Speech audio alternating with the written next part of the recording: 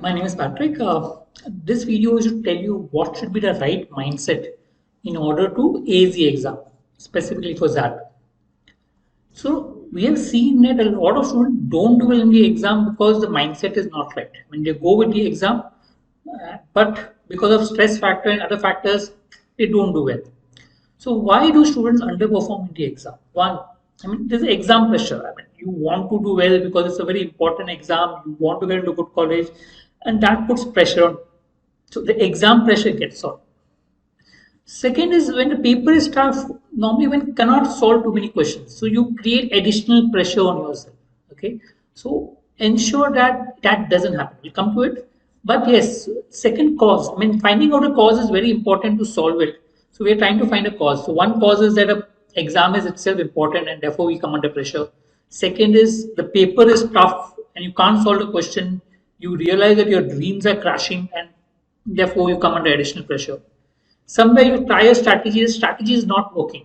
You try it out something, strategy, you can solve less number of questions, or somewhere the type of question that you prepared and what it has come is not right. So you come under additional stress. So stress can be for any factors, number of factors. This is some of the reasons of stress. So how do you solve it and what should be the mindset? My normal recommendation to students who go for aptitude exam is don't give too much importance for the exam. Assume that you're going to write a mock or it's just one of the exam. The moment you give too much importance for the exam, saying that this exam will make or break me, you will automatically come under tremendous pressure, which automatically will make you underperform in the exam. So avoid doing that. Don't put yourself under pressure. It will hamper your performance. But understand, not giving importance is different from doing your best. Do your best in the exam, and whatever possible at 3 hours, you should do your best as far as possible. Giving less importance for the exam but doing your best is what you need to balance in the exam. If you find a paper tough for any reason, okay, then remember that it is tough for everyone. Don't come under pressure. The cutoff will go down. If you look at the CAT exam this year, the paper was tough. A lot of people panicked and the cutoff came down drastically. So it's important in that case, just relax, try to solve a few questions, whatever you can, and go ahead with it. Okay. So the paper is tough, it's tough for everyone, but also remember, if the paper is easy, it is easy for everyone. So if you find the paper easy, try to focus on maximizing attempts. You need to balance. Don't come under stress, but ensure that you follow the plan and strategy. The paper is not going as per your plan, and you made a plan strategy, but it's not going as per your plan. In case it doesn't go, then take a 15 seconds break.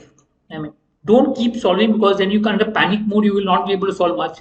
Take a 15-30 seconds break and replan your paper. See, okay, these are a number of questions left.